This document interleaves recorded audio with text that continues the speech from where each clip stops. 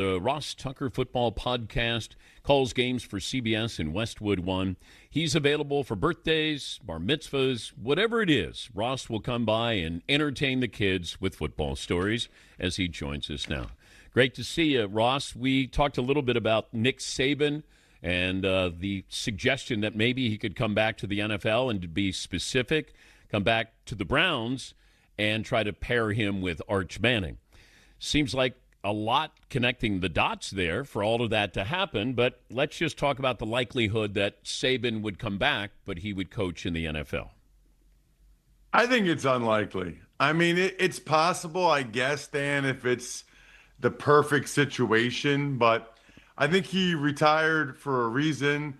It certainly seems like he's loving being on ESPN and College Game Day. He looks like he's having the time of his life, and I don't blame him. It's kind of a great way to segue after your coaching career.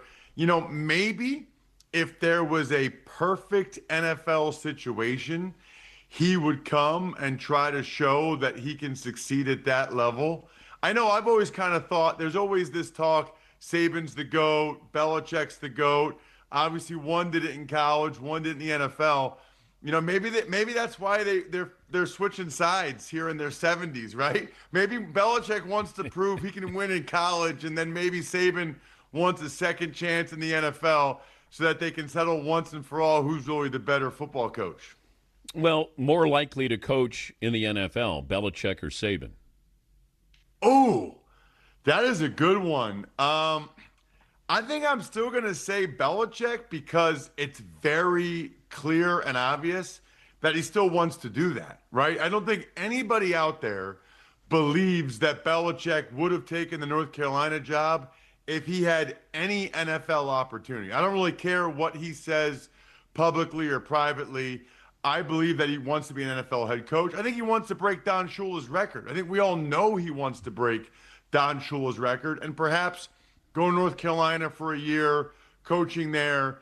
Maybe he can do enough there to generate interest to get another NFL opportunity. But in my mind, Dan, we know for a fact Belichick wants to be a head coach in the NFL. We don't even know if Saban wants to coach again, period. So I'll go Belichick all day on that one. I'm trying to understand the logic with NFL owners. By the way, I saw the revenue split. So the team split over $13 billion. And the Packers have to reveal their rev share. It was $432 million that these teams got. Yeah. So, Jerry Jones with his situation. Now, he has a salary cap to deal with, so it's not like he's the Dodgers and he can pay whatever he wants. But help me understand the logic behind what's going on with Micah Parsons and his contract. You know, the first thing I would say, Dan, that's interesting, since you referenced the Packers, they have that mandatory retirement age for their team president of 70. You know, and Mark Murphy, I think this is his last week or whatever. He's been the team president.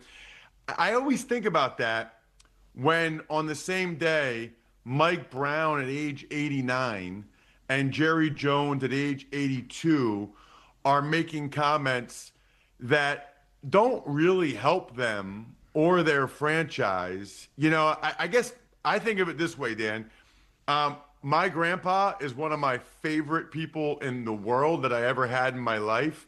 I wouldn't have wanted him speaking publicly after age 80. And I don't know if, you know, some of these guys, I don't know if Jerry Jones is just, maybe they're just at the age where they just don't care. You know, like they're in their 80s, but Jerry Jones is out here saying, well, yeah, you want us to do these contracts early. We did Trayvon Diggs and Terrence Steele, and you saw how that went.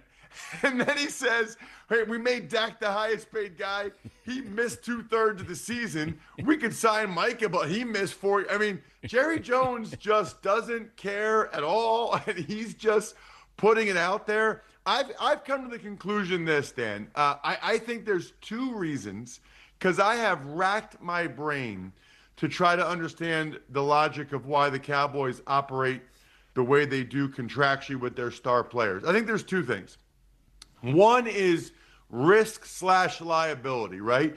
As soon as you give that guy the huge deal, then the injury risk and the off-field risk really falls on the team more than the player.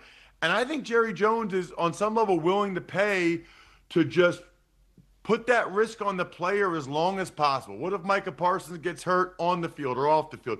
What if he gets in trouble, right? The only other rookie other than Stewart that hasn't signed a contract yet is Browns running back Quinshon Judkins because of that domestic battery arrest down in Florida. Maybe they're waiting till the last possible second.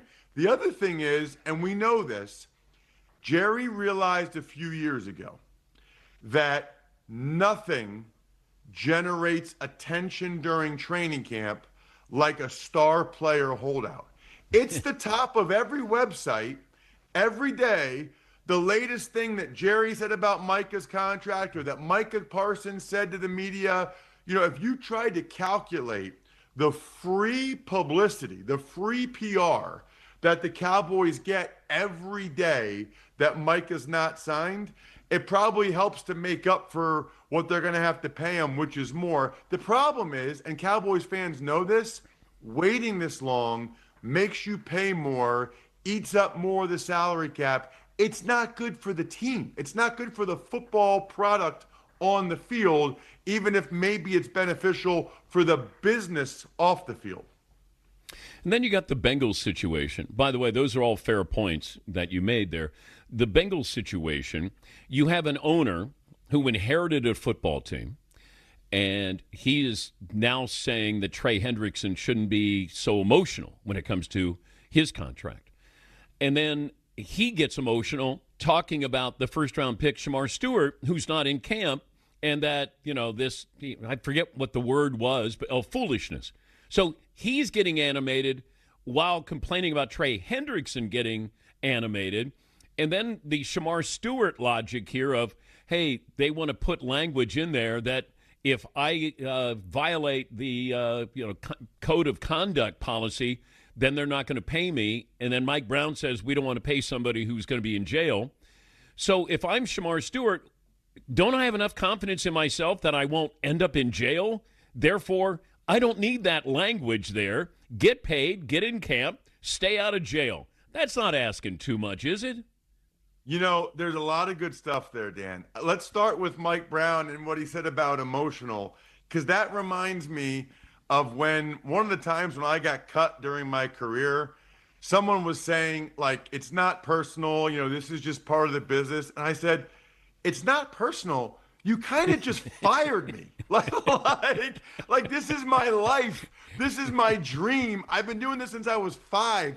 You kind of just fired me. It's going to be in the cover paper of my hometown newspaper. There's nothing more personal than this. This is it's as personal as it gets. So I always laugh at that part of it. I'll say 2 things on the Bengals, because these are 2 separate issues, right? The Trey Hendrickson thing. Dan, he signed a Band-Aid extension 2 years ago where he tacked on that extra year, right? He otherwise would have been a free agent this year. And I think he and his representatives should have realized it's the Bengals, right? They're gonna do what they can contractually and hold your feet to the fire. He shouldn't have done that Band-Aid a couple years ago if he didn't want to. And I have no idea why any of these guys hold out anymore. He's costing himself $50,000 a day. And the Bengals are not the type of organization that's going to make up for that with the contract that they give you. There's other guys out there. Micah Parsons isn't practicing right now. He says his back is tight or whatever. Right? We've seen guys hold in recent years. Brandon Ayuk, Jamar Chase. Last year, remember the first few days last year at training camp? Tua Tagovailoa and Jordan Love were both hold-ins. So why guys like Hendrickson or McLaurin just throw away $50K per day is beyond me. I don't understand the logic there. You're actually more of a distraction if you're there and you're talking to the media every day and you say your hamstring hurts or your back hurts or whatever. The Stewart thing, which I think the Bengals don't realize, is he's going to sign a 4-year fully guaranteed contract. He's not eligible for a new deal regardless until after his third year, right? So whatever he's missing right now, he missed the offseason, he's missing training camp. The Bengals have Joe Burrow and these two-star receivers in their prime. In my opinion, Dan, it's actually more critical, or there should be a greater sense of urgency for the Bengals to get Shamar Stewart in and get him ready to contribute this year after their defense was horrendous last year than it is for Shamar Stewart. I mean, the reality is he could do nothing the next 2 years, but if his third year he balls out, well, then he's going to get a new contract. So the onus to me to get Stewart in is on the Bengals. If this contract language is that important to them, then bump up his signing bonus. They like to give him half now and half in 6 months. Throw him a bone. Here's half now. We'll give the other half in a month. Sign this thing that says if you go to jail, we don't have to pay you.